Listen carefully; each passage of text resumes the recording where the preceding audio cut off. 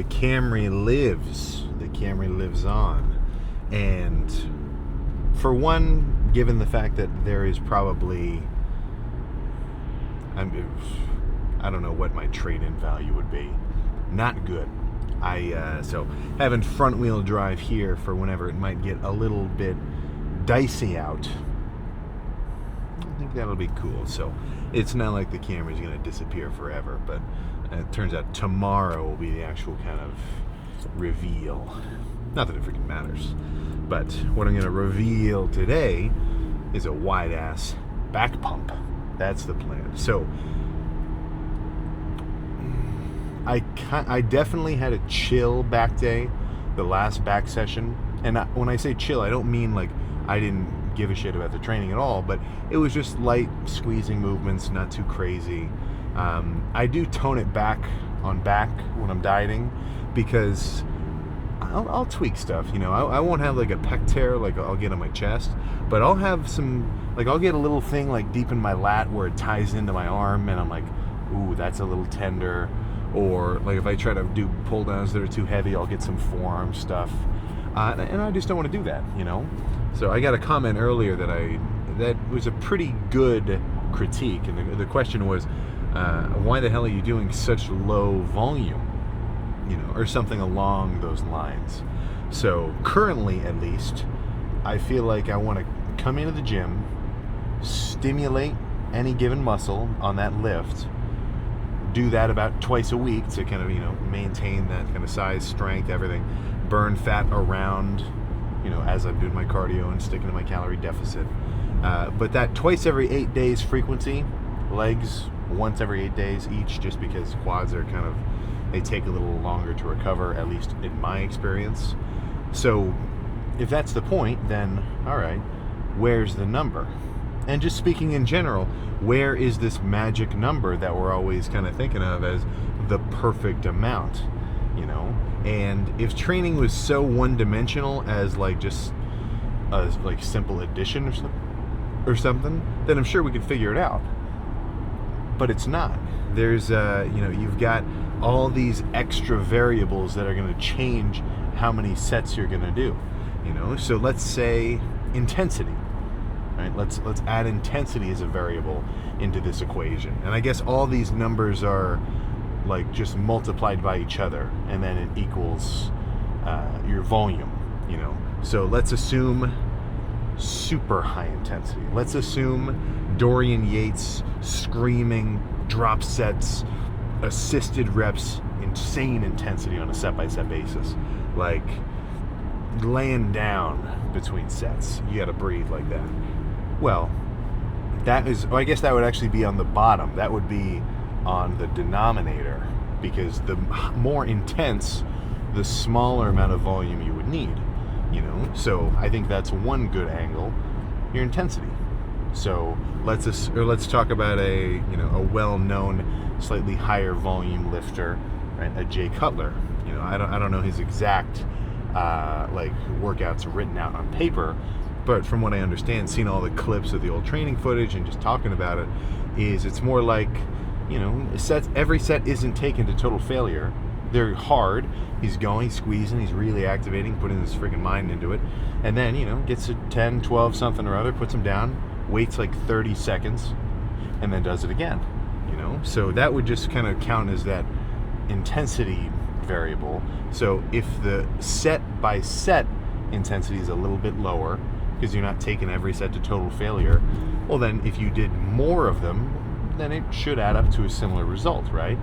And then what else? I guess you could add rest periods in, you know. If you're doing shorter rest periods, well then that might make the intensity on a set-by-set basis lower, but it's going to make your set frequency faster, so you're going to do more sets, you know. So there's a million ways to do it, right? And I don't think, or at least I'm not so concerned with trying to come up with the perfect answer, because you're looking for the fountain of youth, right? You're on a quest for the Holy Grail, you know. I don't think you're never going to find it, because it just doesn't exist. It's just like a hypothetical. So I'm kind of more concerned with, instead of a grandiose, what's the best way to train ever, pinpointing it way down what's at least something I can confidently say and feel, and like look back at all my other training and pretty much say, this is going to be a good workout for me today, given how I feel, how all my random tweaks are in my joints. How can I kill my back well today? And to try to predict anything beyond that is kind of, it's worth thinking about, but that's in the future, you know? Yeah, I want to be kind of very focused on the present. So for me, that may come off as like, oh, just making up random ass workouts, but I don't think so, you know? Because I've done what? Let's assume on average a workout 100 times a year. It would really be like 2 times a week ish, a little more. Let's just say 100 back days a year. I did have a few months where I chilled out on my back volume and I like only hit back a few times, but let's just assume 100 for somebody doing a regular 2 times a week workout over what, 7 years. So it's not like I'm saying as a beginner I knew everything that I was doing, but I've still got the experience of doing that many workouts, you know? So if I come in and warm up today, I know what a good pump feels like. I know that getting it has resulted in the goals that I wanted, muscle maintenance or muscle growth. So, okay, I've basically got my own mental grading scale. What is a good workout? And then, you know, it's like all of that basically could count as my studying, and coming in for the actual lift, that's the test. So, all right, let's get loosened up. You know, maybe last time I did pull downs and a lot of pullovers. All right, today maybe do a little more rows. Maybe do like some bent over single arm cable rows, or just whatever. You know, I'll see when I get in there and get started. So it's not it's not like off the cuff, but it's like somebody trying to go into like a UFC fight, pre-planning their exact like, okay, I'm going to do a straight, and then I'm going to do this, and I'm going to do that, and I'm going to do this, and then I'm going to win. But then the other guy does something completely unexpected, right? You got to be able to adapt instantly, I would imagine. You know, I'm not speaking from experience on that matter, but I think I'll be able to adapt to whatever kind of random tweaks or changes show up.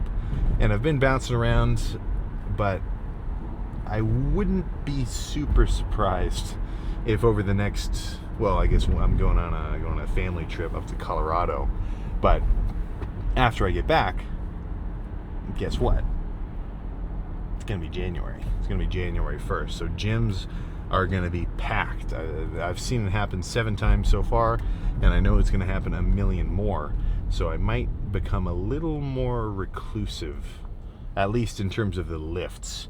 I got that, even though I got that cardio bike, I've been doing cardio at just like the Y or Anytime or the Planet Fitness and stuff, just because it's more fun to do cardio like in that element. I don't need to just sit in my basement on my phone. It's kind of like it. Sometimes it's worth that extra drive to go in there and, you know, do all that. But yeah, either way, I can basically guarantee definitely under 10 sets. But beyond that, we'll just have to see and find out. So let's go get this back day started. I haven't started with this for quite a while. Normally I've been starting with like pullover or pull down or row, but I haven't done a single arm cable pull down. Weeks, months, but yeah, I think about the month range. But it's not like insanely different.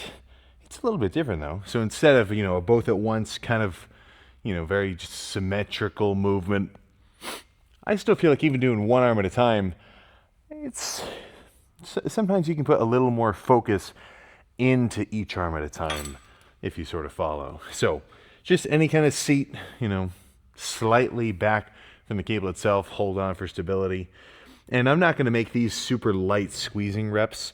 I'm going heavy enough that even to do one solid rep will be difficult. So it's like on the spectrum of really light squeezing stuff where I'm going to hold it for a second and do a really slow negative. This is a little more on that opposite side. Just heavy, hard, you know, take it to failure, or at least to a good degree close to failure, and then move on. So I need I don't know. Discover Weekly hasn't been hitting me well. This might be something. But left side first, since I think my left lat is a little behind the game compared to the right one. Not a lot, but just a little.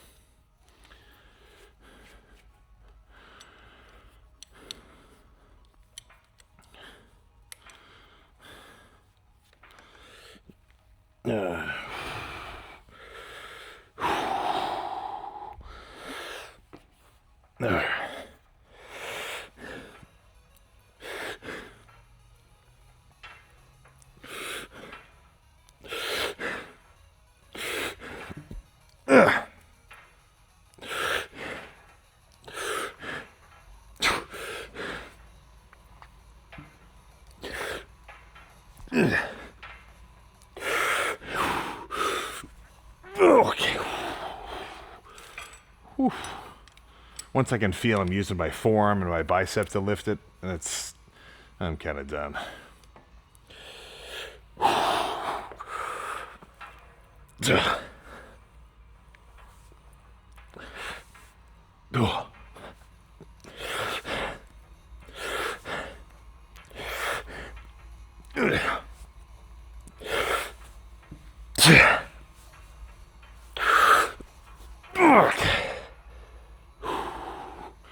All right. I think a few more just like that will be good.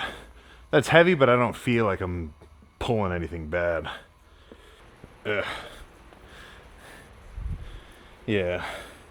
I wish Spotify was listening. Every song doesn't have to be a funk remix. Like, it can be done tastefully, but it doesn't have to be everything.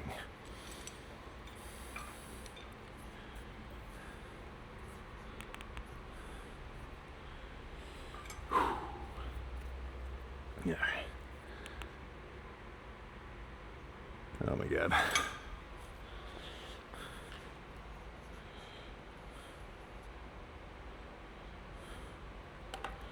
There we go.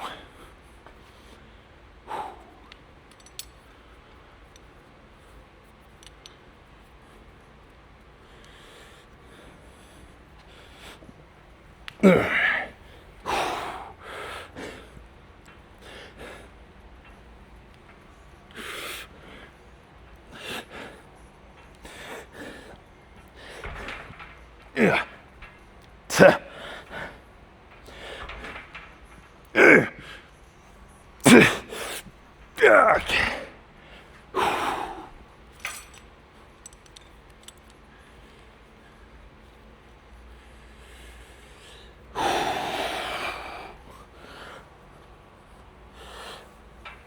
Two.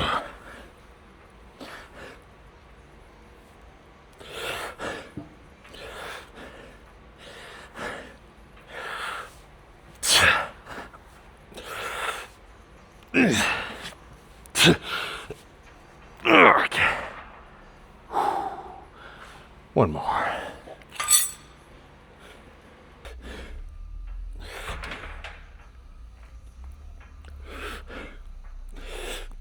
Okay.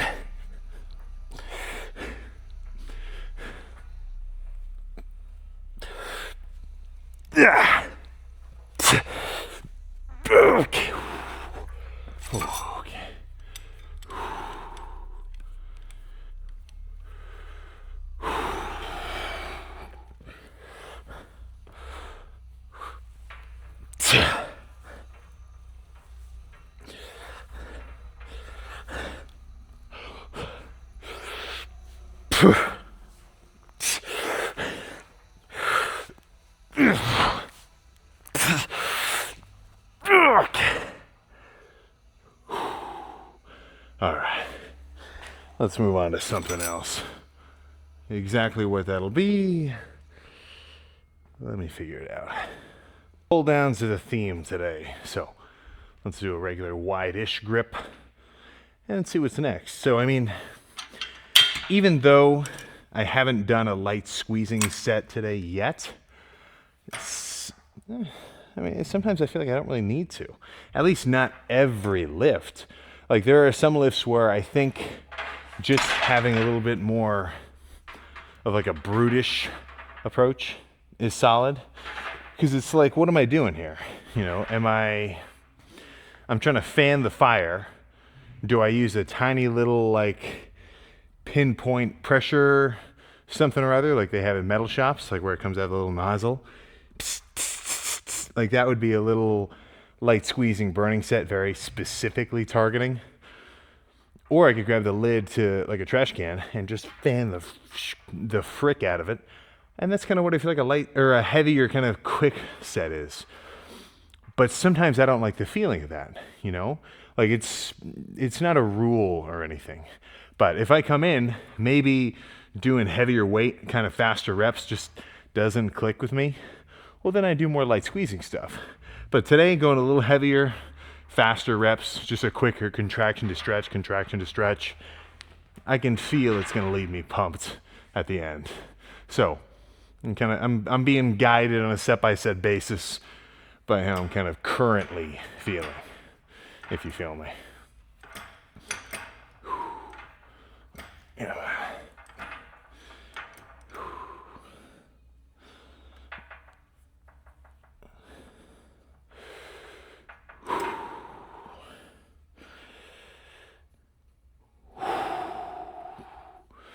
Come on.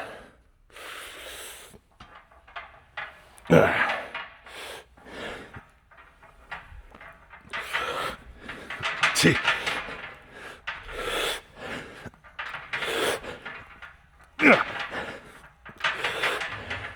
See.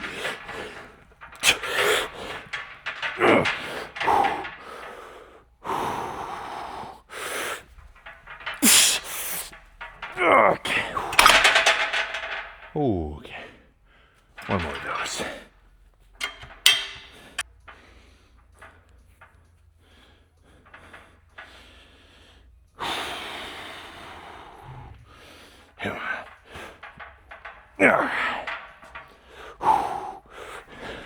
Two.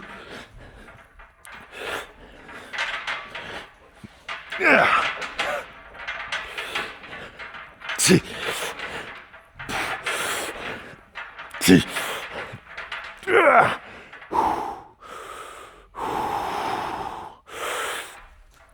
Okay. Ooh, all right. I think that's enough of that. Let's, what would you do next? So, this is a little lighter squeezing with these kind of like pulling inward sort of seated rows. And if you've got a bad time kind of connecting with like your lower mid traps to even like Terry's Major kind of rhomboid looking stuff, this isn't a bad movement to practice that. All right, come on. Or your dexterity to put a freaking wrist strap on with one hand. There we go.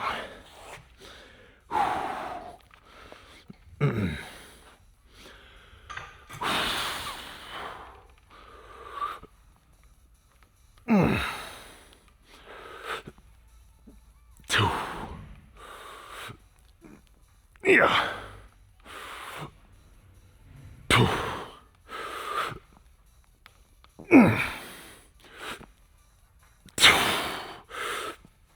Yeah.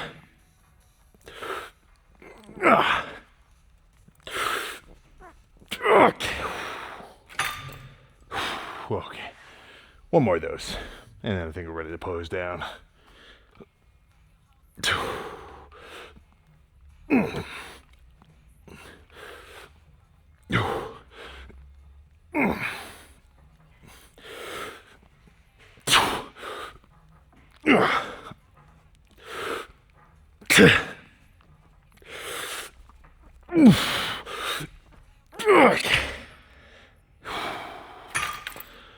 Oh, let's see how we're looking.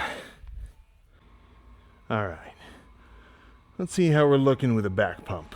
So, yeah, there we go.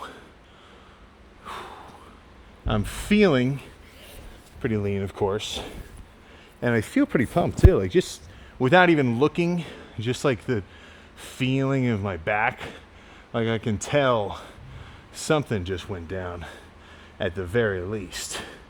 So let's see what kind of grain is still visible. Typically with a back pump, it kind of like softens all your little cuts and separations, but it does add overall like just straight mass. So it's kind of a fair deal, I feel.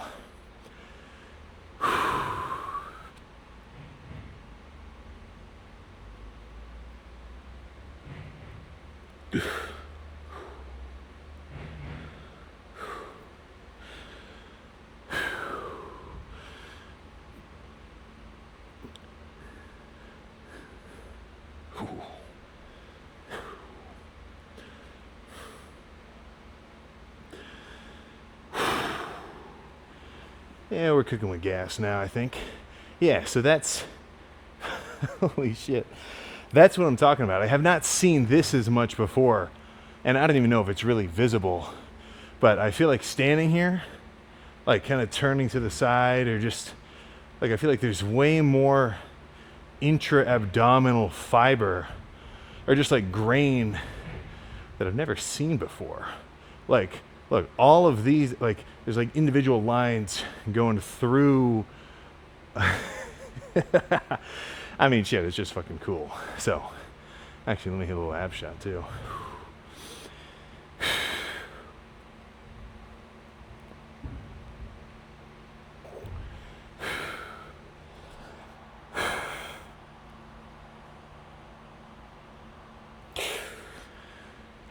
We're getting somewhere. So, plan now, I gotta do a little pit stop, bust out 45 minutes of some sort of cardio. It doesn't have to be the bike. I've been liking the Stairmaster, or what am I saying, the Stairmaster? I've been liking the treadmill a little bit too. But actually, let me zoom in for a Christmas tree first. I didn't really get a good look a second ago.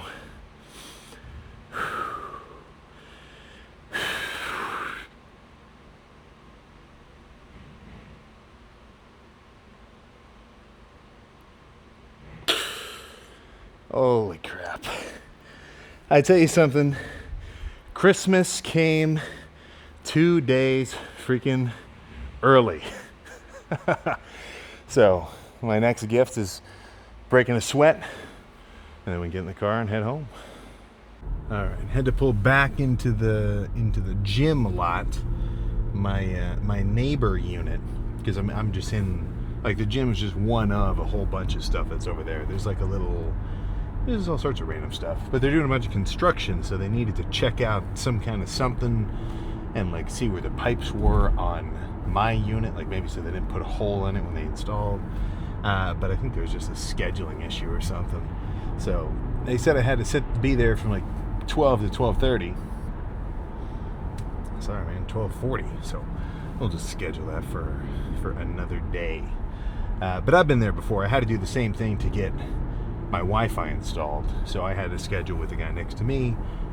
You know, you play your part, and everything. What's the word? Everything turns smoothly. But no, pulled over, hit the Y for 45 minutes on the bike, and I was getting amped.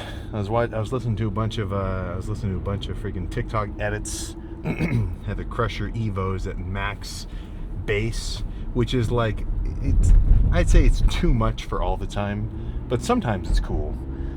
You know, no noise canceling though. That's where like the AirPod Pros kind of. Why are they called the AirPod Pros? Why even call it a pod? It's like an over-ear. Well, either way, it's just kind of, you know. I think the more you get into the gym, you start getting a little picky about your headphones as well. I didn't realize that. I don't know how many different kind of pairs of things I've gone through. For a while, I didn't like anything overhead, like over ear, because I've already got the hat on, and then like usually the longer hair, so it's like having big headphones is like just another thing. But now I kind of like it. Plus, it's just the sound's pretty cool. So, yeah, now I'm going to go home. I've got 4 pounds of ground beef ready to be cooked.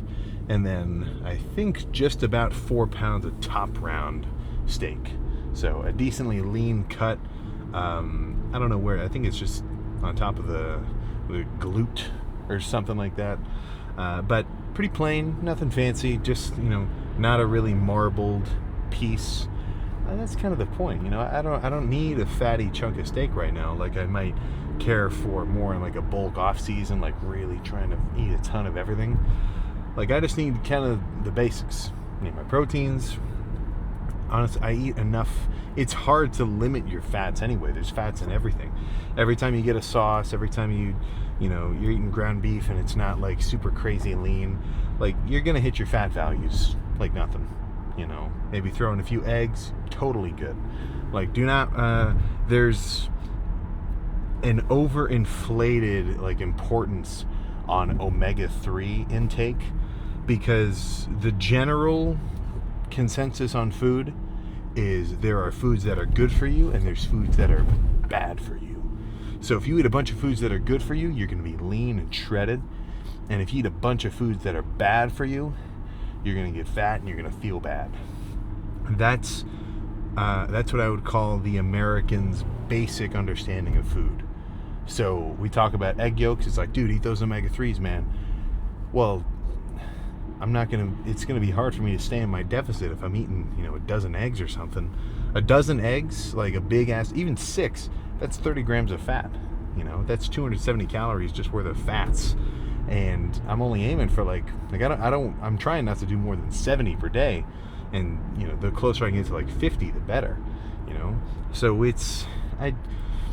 not that that's like always a wrong perception of food, but it's just a little bit deeper than that and a little more complicated, and it's not really a lot of fun to think about, so why even worry about it, And it's like the people who don't even care about dieting are the ones who are the most like perfectionists, like, oh dude, you can't eat that, bro. Like, imagine, not to make fun of somebody, but somebody totally chopped, they don't work out, they no consistency, discipline at all, and they're like, all that protein is bad for you. All that. It's like, really, man? I probably not going to listen to you. So just try to get a grasp of what you're eating and why. I guess that's my main point. Because if you can understand that why part, and even just the what is a big jump too, because that would imply that you're actually counting everything and tracking everything. Stuff starts to make sense. You might wake up and feel like you're a little watery, you're just a little like kind of just bloated. Well, I had 250 grams of fats last night from some Domino's and a bunch of wings from B-Dubs. Yeah, that probably would make me feel kind of weird. Like and the more that I diet, the more sensitive I am to like just eating trash, pretty much. Like if I'm bulking off season, after a few months of really ramping up food, I mean, shit, I'll get a small Papa John's and it'll just disappear like nothing, because I'm kind of used to just eating a ton of stuff like that. But right now, like if I stopped in and I even had like half of a small, the fact that I've been eating so clean and just not a lot as well, like it just make me feel kind of gross, like maybe that's just because I'm getting older, so my metabolism is getting a little more like settled down and like normal. And this sucks too. I don't know if Wendy's like changed their recipe or something, but I used to slam 4 spicy chickens, totally solid, no discount, no anything. Now even if I have one, the next morning I'm kind of dreading it. It's like I'm putting my meal enjoyment on credit. I get to enjoy it now and then pay for it later, because it just does not agree with me. So the spicy, I still get it sometimes. Like I'm sure as soon as I'm done competing, it's probably going to be on the list just because I like it so much. But it comes at a cost. I might just have to go classic chicken and save myself the trouble. But yeah, 12:46. Let's go home, get some food in my system, probably take a nap with the cats, and then get ready for another cardio session later tonight. So whether that's going to be just in the basement on the bike, or if I'm going to venture out and go to the gym and, get to kind of be around other guys working out, TBD, to be freaking determined. But either way, morning weight, I don't know if I said it before, 235 point like something. So that's about what I want to see. So let's just keep on smooth freaking sailing over these next few weeks, and don't let a Christmas dinner or like a New Year's whatever gonna throw me off my game. Not that I think I will, but just something to keep an eye out for. So that's all I got there. I'll see you for a freaking arm pump tomorrow.